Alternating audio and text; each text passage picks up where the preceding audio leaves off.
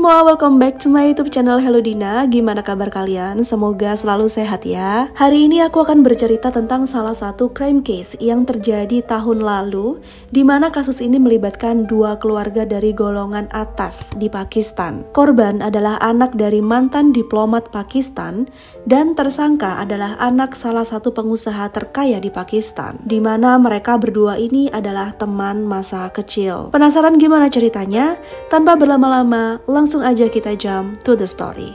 Pada tanggal 20 Juli 2021, sebuah telepon berdering di sebuah kantor polisi di ibu kota Pakistan, Islamabad. Penelpon yang identitasnya dirahasiakan memberitahu polisi bahwa telah terjadi kejahatan di rumah seorang pengusaha kaya bernama Zakir Jaffer. Rumah itu berada di lingkungan kelas atas sektor F7 Blok 4. Penelpon ini diketahui adalah tetangga seberang rumah dari pengusaha itu yang melihat sesuatu yang janggal di CCTV miliknya. Ketika polisi tiba di tempat kejadian, ditemukan jenazah Nur Mukadam, seorang wanita berusia 27 tahun yang ternyata dia adalah anak dari seorang diplomat Pakistan. Nur Mukadam ditemukan tewas di salah satu kamar rumah tersebut dalam kondisi kepala yang terpisah dari tubuhnya. Nur Mukadam lahir di Jordania pada tanggal 23 Oktober tahun 1993. Ayahnya bernama Shaukat Mukadam, pernah menjabat sebagai duta besar Pakistan untuk Korea Selatan. Di masa kecilnya, karena pekerjaan ayahnya sebagai duta besar di Irlandia,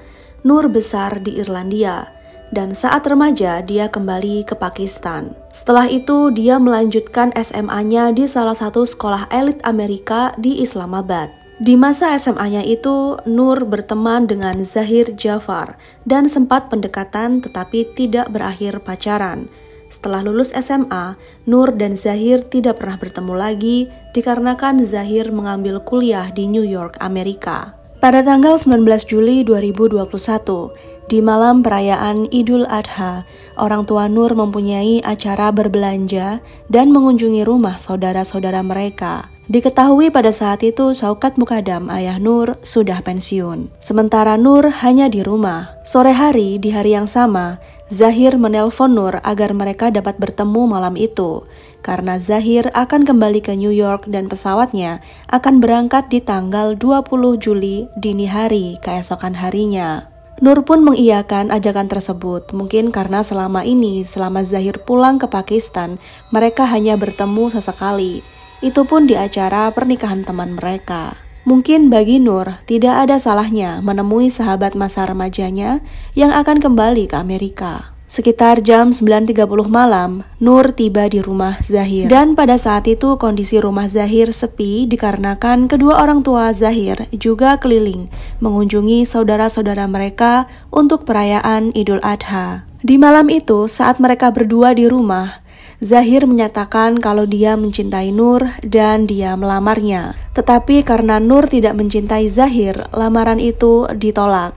Di mana hal ini membuat Zahir menjadi sangat marah. Di malam itulah awal penyiksaan terhadap Nur dilakukan oleh Zahir, dan Zahir pun menyetubuhi Nur. Sekitar pukul 2 dini hari, sopir taksi yang sudah dipesan oleh Zahir sebelumnya untuk mengantar dia ke airport datang menjemput. Dan supir taksi itu menunggu selama 1 jam di depan rumah. Setelah itu Zahir keluar bersama Nur dengan kaki telanjang dan tidak membawa apa-apa. Dalam perjalanan, berdasarkan kesaksian supir taksi, Nur hanya diam dan terlihat seperti habis menangis. Zahir selalu merangkul leher Nur seolah-olah dia mengancamnya. Setelah setengah perjalanan, tiba-tiba Zahir meminta untuk putar balik saja karena dia merasa tidak akan bisa mengejar penerbangan, dan akhirnya mereka pun kembali ke rumah Zahir.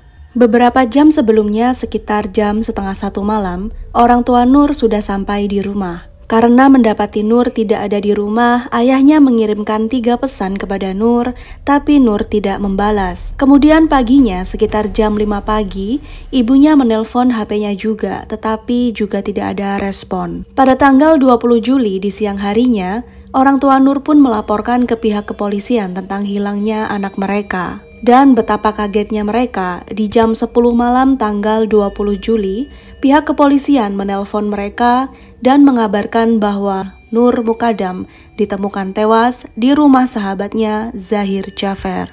Menurut polisi, Nur telah disandra selama 2 hari oleh Zahir dan berdasarkan CCTV di rumah Zahir, diketahui Nur sudah 2 kali berusaha kabur tetapi selalu ketahuan oleh Zahir. Dalam video menunjukkan dia melompat dari jendela di lantai kedua, tetapi kemudian dia diseret kembali ke dalam rumah, di mana setelah itu Nur disiksa, diperkosa, dibunuh, dan akhirnya dipenggal. Pihak kepolisian juga menangkap 2 pembantu rumah tangga Zahir, dikarenakan mereka menyaksikan kejadian itu, tetapi hanya diam saja. Selain itu, orang tua Zahir juga ditangkap, karena mereka juga berusaha menutupi hal ini. Diketahui saat Zahir anak mereka ditemukan bersimbah darah setelah mengeksekusi Nur, mereka bukannya menelpon polisi tetapi malah menelpon Pusat Bantuan Terapi Psikologis. Dan mereka pun mendatangkan beberapa staf psikoterapi ke rumah mereka. Begitupun dengan staf psikoterapi.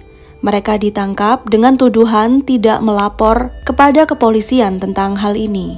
Setelah ditangkap, Zahir sempat meminta perlindungan hukum kepada Amerika, mengingat dia mempunyai 2 kewarganegaraan, Pakistan dan Amerika. Tetapi hal itu ditolak oleh Amerika dikarenakan Zahir terbukti bersalah dan kejadian itu berada di Pakistan. Pihak dokter yang memeriksa kesehatan jiwa Zahir menyatakan Zahir Jafer diduga menderita gangguan kejiwaan. Tetapi pihak jaksa penuntut dari keluarga Nur menolak dengan tegas pernyataan itu. Mereka tidak akan membiarkan Zahir Jafer bebas dan hanya direhabilitasi dikarenakan alasan dia sakit jiwa. Menurut Zahra Haider yang merupakan teman Nur Mukadam dan juga teman Zahir Jafar dalam sebuah interview, dia menceritakan bahwa Zahir adalah sosok yang sombong. Dia selalu menggunakan bahasa Inggris dan tidak pernah menggunakan bahasa Urdu. Dia selalu berkata ke teman-temannya kalau dia bukanlah orang Pakistan, melainkan orang Amerika. Zahir adalah sosok yang gampang marah, meledak-ledak, dan abusive. Dari yang dia ketahui, Zahir pernah didiagnosis mengidap skizofrenia, dan saat dia berada di Amerika, obat-obatan terlarang membuat penyakitnya itu kambuh, dan kemudian membuat orang tua Zahir memulangkannya ke Pakistan untuk perawatan mental. Tapi menurut Zahra, apa yang dilakukan Zahir bukanlah seperti orang sakit jiwa, melainkan psikopat. Dan dia berharap Zahir dihukum dengan hukuman yang setimpal. Pada tanggal 24 Februari 2022, akhirnya putusan pengadilan diumumkan.